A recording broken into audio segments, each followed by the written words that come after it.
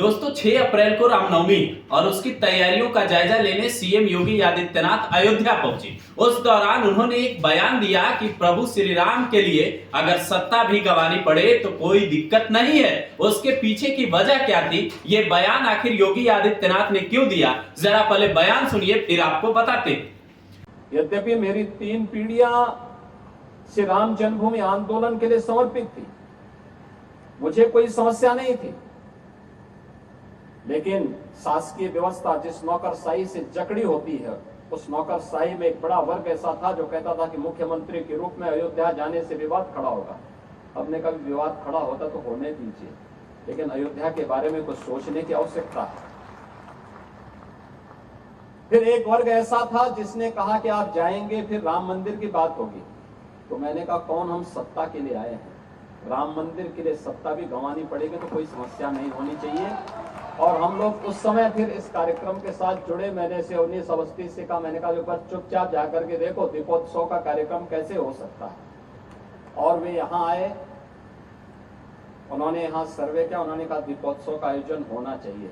मैंने कहा मैं जाऊंगा, दीपोत्सव करते करते बीच में फिर राम मंदिर की बात उठेगी तो इसको क्या करेंगे।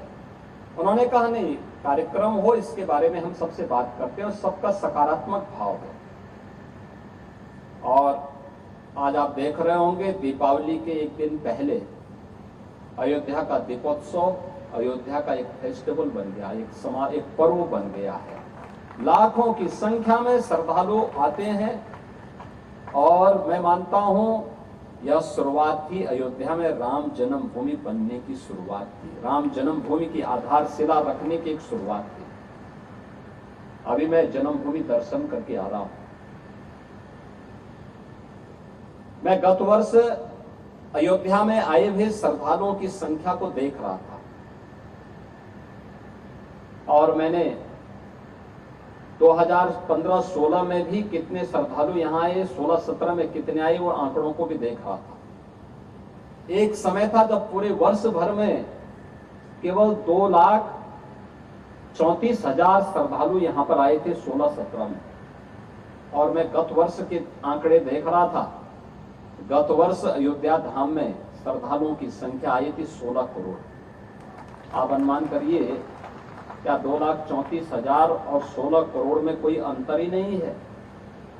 दरअसल योगी आदित्यनाथ जो कह रहे थे उसका मतलब ये था कि जब वो दीपोत्सव के दौरान अयोध्या जा रहे थे तो कई अधिकारियों ने उन्हें ये सलाह दी कि अगर मुख्यमंत्री के तौर पर अगर आप जाएंगे तो इससे दिक्कत हो सकती है। जिसके बाद योगी ने कहा कि श्री राम के लिए तो जाना ही होगा, श्री राम मंदिर के लिए जाना होगा। उसके बाद फिर उन्हें एक सलाह दी गई कि इससे जो है दिक्कत हो सकती है सत्ता को लेकर। तो योगी आदित्यनाथ ने अटल बिहारी वाजपेयी वाले स्टाइल में साफ साफ कहा कि अगर श्री राम मंदिर के लिए सत्ता गंवानी पड़े तो कोई मलाल नहीं है। आपको याद होगा अटल बिहारी वाजपेयी ने एक बार कहा था कि ऐसी सत्ता को मैं चिमटे से भी छूना पसंद नहीं करता।